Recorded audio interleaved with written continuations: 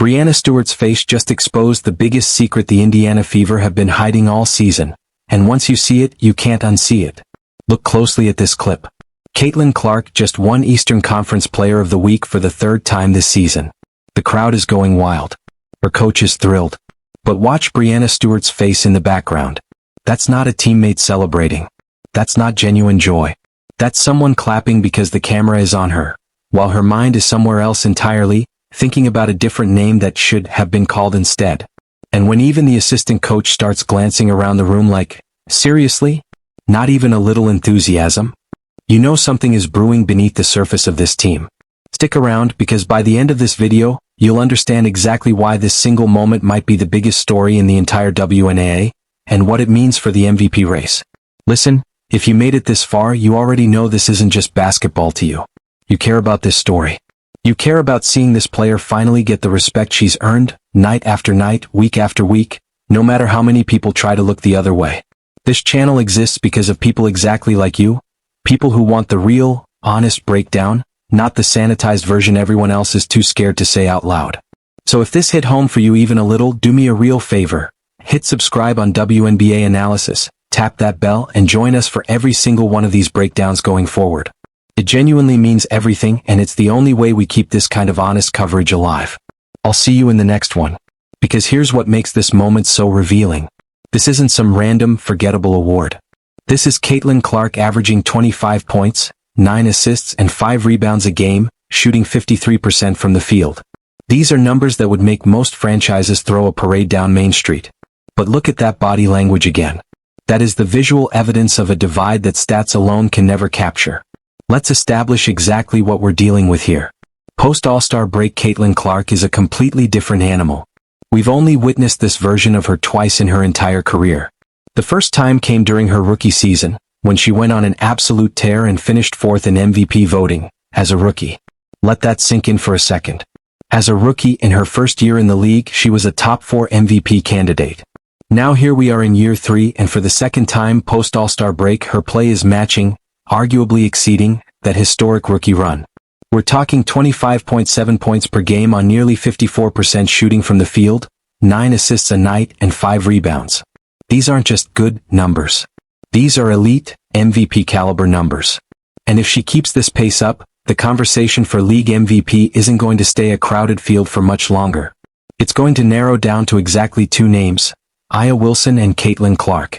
Everyone else gets pushed out of the room. Paige Bueckers? Gone. Olivia Miles? Not even close. Kelsey Mitchell? We'll get to her, but spoiler alert, she's not part of this race either. Caitlin Clark is your Eastern Conference Player of the Week for the 3rd time this season.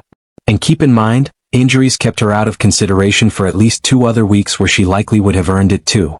Otherwise, that number could easily be higher than 3. This past week alone, 25.7 points per game, 53.7% shooting from the field, 9 assists per game, 5 rebounds per game. In a season where she's actually been healthy, she has basically been the best player in the entire Eastern Conference nearly every single week. Now here's where it gets genuinely frustrating to watch. I'm going to say what everyone watching this video is already thinking. If her teammates could just make a few more layups, if they could actually catch the basketball when she puts it right in their hands, she would be averaging 25 and 11 easy. Not even a debate. The number of assists she loses every single game because of missed layups and dropped passes is honestly staggering. We're talking about 2 to 3 assists per game left sitting on the floor simply because her teammates can't finish plays she sets up perfectly. So let's actually talk about the MVP race because this is where things get spicy. A'ja Wilson put up 32 points, 12 rebounds, and 4.7 assists this past week. Those are monster numbers, genuinely elite production.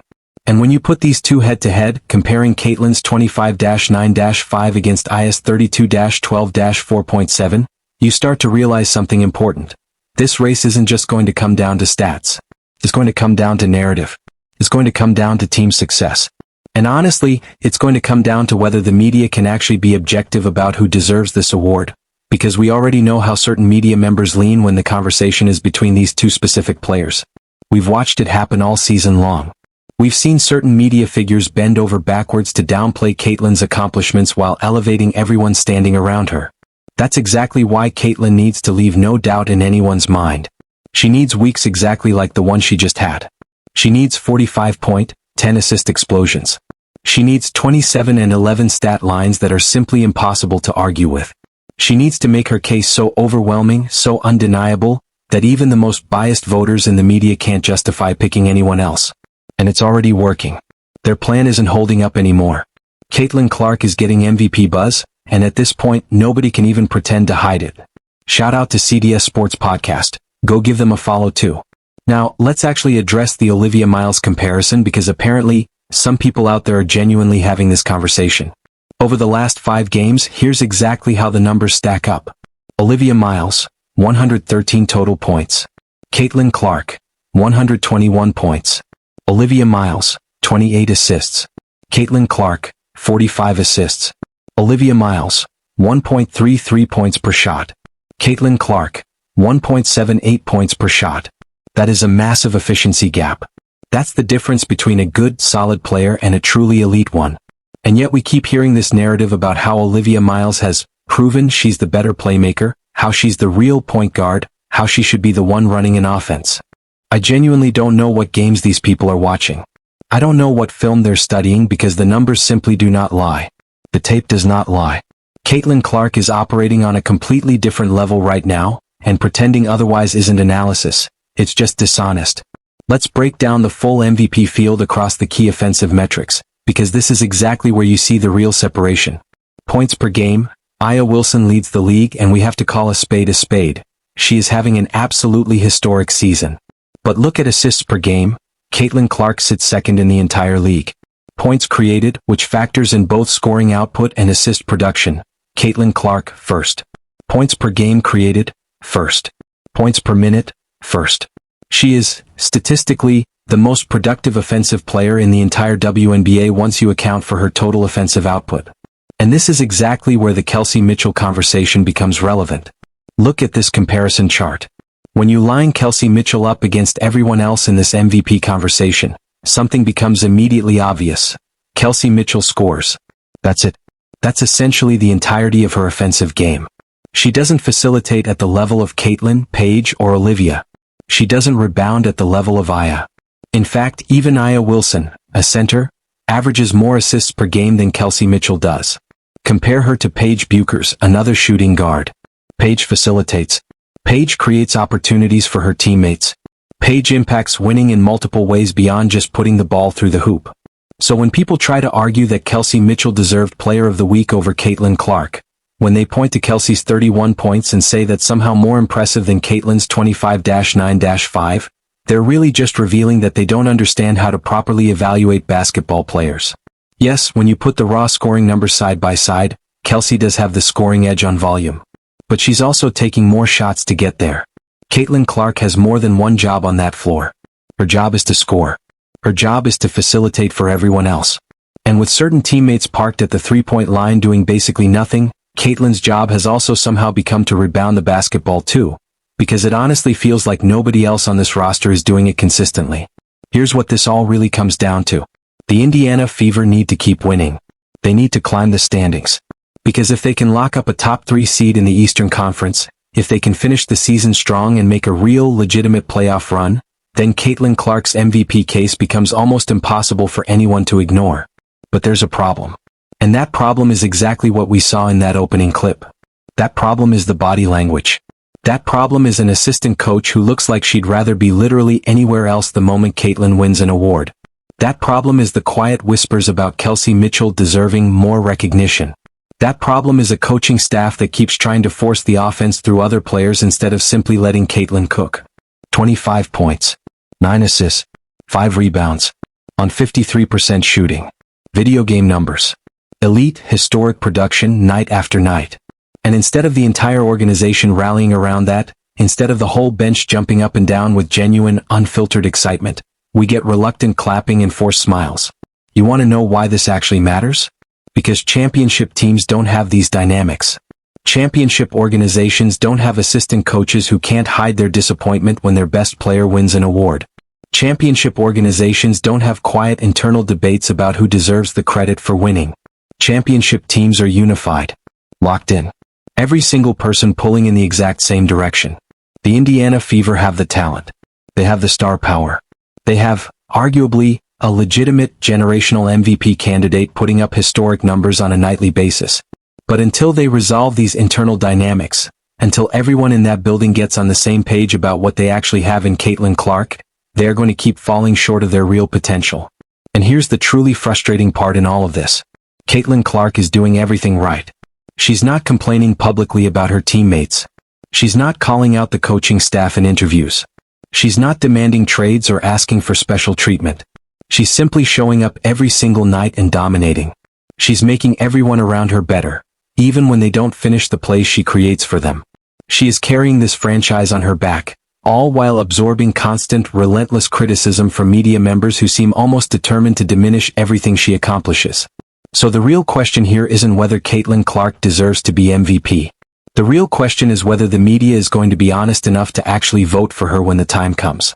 Because if she keeps stacking weeks like this one, if the Fever keep winning games, if she continues leading the league in points created and total offensive impact, and she still somehow doesn't win MVP, then we'll know exactly what we're dealing with. We'll know that no amount of production, no amount of historic performances, no amount of single-handedly carrying a franchise is ever going to be enough to overcome the bias that clearly exists against her in certain corners of the media.